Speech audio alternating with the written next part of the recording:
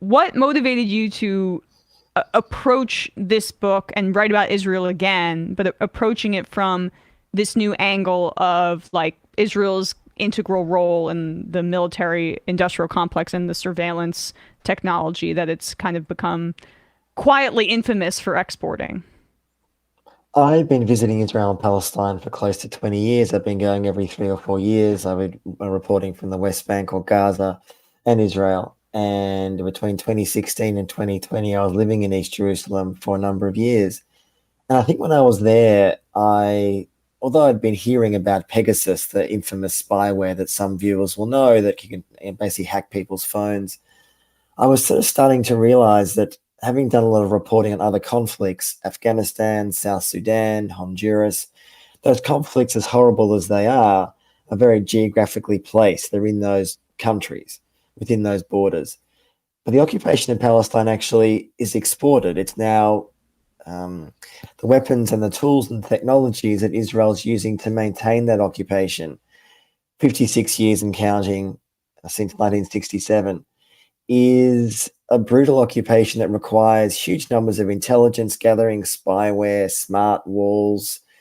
And I felt like there was a need to sort of do the bigger picture. As you said in your introduction, my work on disaster capitalism kind of gave a sense of people making money from misery, essentially.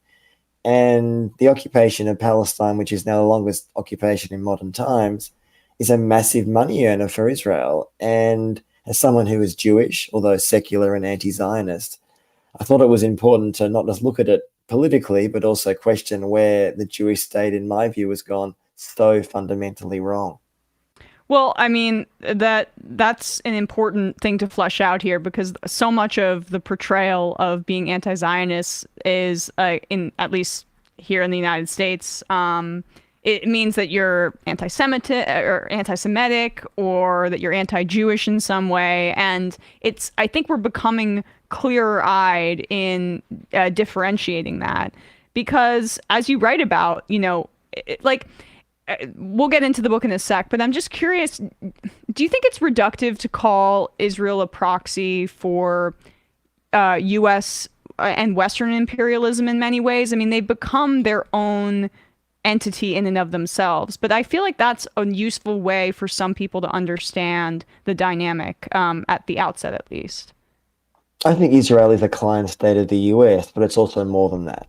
So, yes, there's no doubt without the US support, and this doesn't really make much of a difference, to be honest, whether there's a Democrat in the White House or a Republican. I mean, in some ways, with Trump, there was much more honesty about how the US viewed Israel. I mean, Biden's been in power now for 2 years. Nothing has changed. Nothing will change on this issue, sadly. There is a lot more discussion in the Democratic Party, to be sure. There's actually a kind of civil war of sorts over Israel-Palestine in the Democratic Party to the point where this year, for the first time in a Pew poll, a majority of Democratic voters were more sympathetic to Palestinians than Israelis. That's a shift. It's never happened before. So you don't see that represented by Kamala Harris or Joe Biden. They're very pro-Israel, whatever that means, which I would argue is actually anti-Israel because it's not being critical about what Israel is doing with the occupation. But Israel also has its own identity, has its own, obviously, mission. And what you find in the last decades, as I show in the book, is that many times Israel is selling weapons and training and technology, even to countries that the US won't sell to. I mean, the US sells weapons to anyone. I mean, they are the world's biggest arms dealer by far.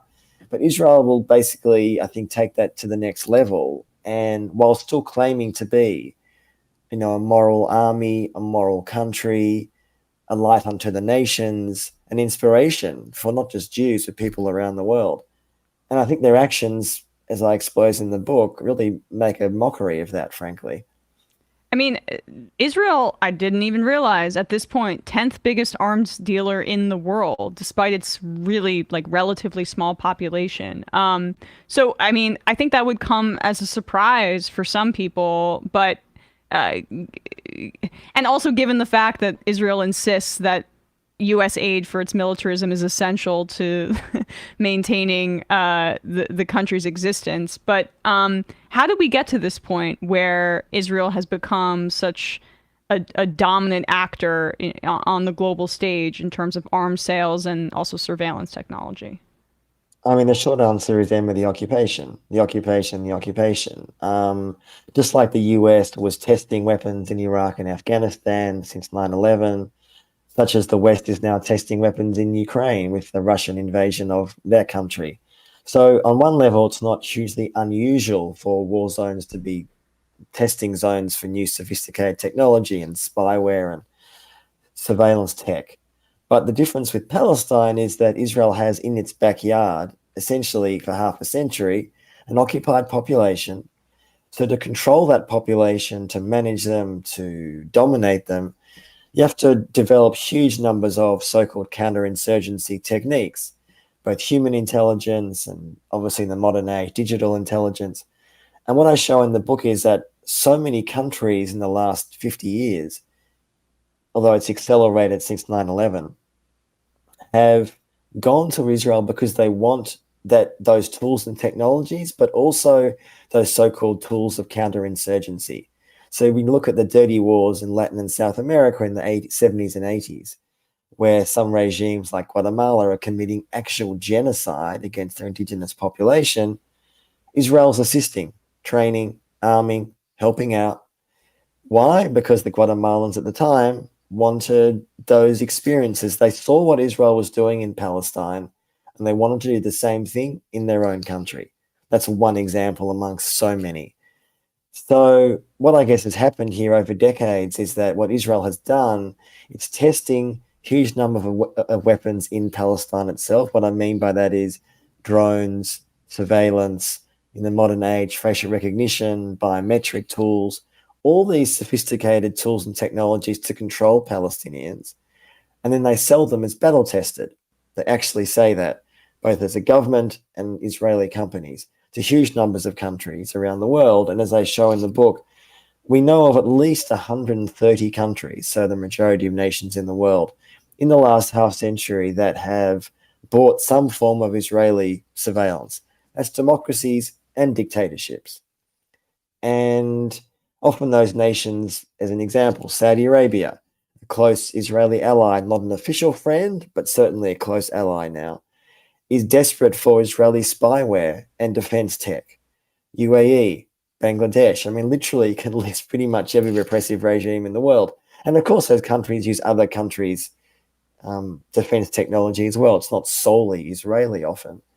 But what Israel has is, as I said, when you have an occupation and a occupied people in your backyard, you have an endless supply, an opportunity to test weapons and test tools. And post 9/11, that was on crack, because when the US launched its own war on terror after 9/11, it was basically the Israeli playbook, not just the actions, but the rhetoric. And I explain that a lot in the book. What I mean by that is that when America was claiming to fight terrorism and its collateral damage and all this language that's become so normal for us now in the West, Israel had been doing that for decades against Palestinians in Palestine or Palestinians in Lebanon when they were occupying from 1982. So in some ways, Israel wrote the playbook, and that playbook is very attractive to many, many nations that want to do something similar in their own backyard.